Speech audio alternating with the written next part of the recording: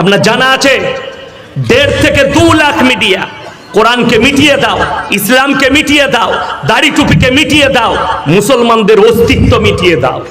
তারা লেগে আছে 1.5 লাখ ইলেকট্রিক মিডিয়া, তার একটা একটা করে প্রুফ দেব।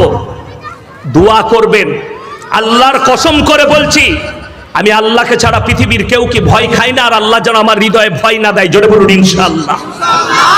আর আপনাদেরকে আমি বলে যাচ্ছি, অনেকজন মনে করেন আপনি এত চাচা ছিলা কথা বলেন। কালকে আমার এক বন্ধু মেমারি থেকে ফোন করেছিল, হুজুর ভয় লাগছে আপনি যেভাবে কথা বলছেন। আমি বললাম ভয় আল্লাহকে করতে হয়।